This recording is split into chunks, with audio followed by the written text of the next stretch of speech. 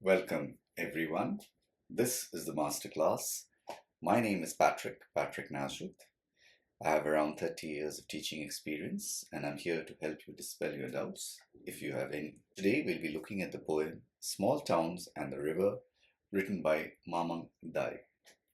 Mamang Dai was born on the 29th February 1957. She is an Indian poet, novelist, and journalist. She lives and works in Itanagar, Arunachal Pradesh. She has received the Padma Shri in 2011, and she also is a recipient of the Sahitya Akademi Award in 2017. Small towns always remind me of death.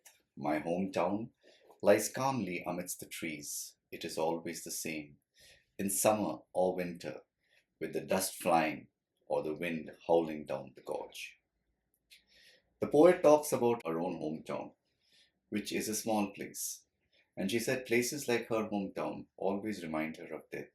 Why? Because they never change. 1 year ago, 10 years ago, 50 years ago, 50 years hence, they always look the same. There's a strange comfort in there being no change. At the same time, there is a feeling of stagnation as well. There is the potential of change, the imagery of the flying dust or the wind blowing down the gorge. Just the other day, someone died. In the dreadful silence we wept, looking at the sad wreath of tuberoses. Life and death, life and death. Only the rituals are permanent. The poet takes us back to a time, few days back maybe, where someone died. Everyone wept. It was quiet. The quiet where you could not hear his voice because that person had passed on. They cried seeing the flowers, a wreath which must have been placed on his grave. It's a cycle, the poet tells us. Life, and death. It continues. But the rituals that bring us to life and that we have to follow once a person is dead, that is the only thing which remains permanent. The river has a soul.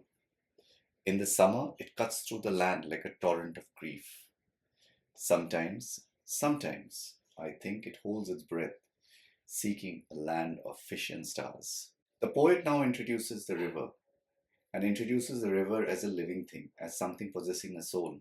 It says in the summer, it comes to the land like somebody who is grieving, just like everyone has an outpouring of sorrow, an outpouring of sadness for something or the other that has happened in their lives. Similarly, the river also flows unchecked like that. And it also has dreams because it looks to go to a place where there are fish and stars. In other words, a sort of heaven for that river. The river has a soul. It knows, stretching past the town, from the first drop of rain to dry earth and mist on the mountain tops. The river knows the immortality of water. The poet is constantly reminding us that the river has a soul of its own. It travels a far distance. It has passed other places. It goes past the town, going to other places. And it is intimate friends. It is intimate friends with whom? Water. Because it receives the first drop of rain that falls, and it sees the mist in the mountain tops condensing and the water dripping and filling up the river. The river realizes that it is water that is the essence of life. Water is what leads to constant renewal of the land, just like life and death. The river is a metaphor for the perpetual cycle of life. A shrine of happy pictures marks the days of childhood. Small towns grow with anxiety for the future. The dead are placed pointing west. When the soul arises, it will walk into the golden east, into the house of the sun. Every house has pictures. What pictures are on the walls? Pictures of young children, pictures of people in their childhood. One thing is common to all of them. Everyone is happy, everyone is joyous. But they grow, children become men. Similarly, small towns also grow. But they grow with anxiety because they do not know what the future holds for them. The future for them is uncertain. Will the town grow bigger? Will the town die? It has no way of knowing. When people die, what do we do?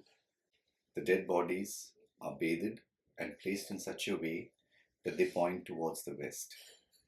This way, their feet, the soles of the feet are pointing towards the east. So when they do arise, it will get up and walk straight towards the east, walk straight towards the rising sun.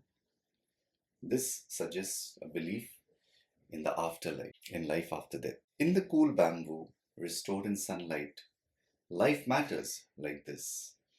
In small towns by the river, we all want to walk with the gods.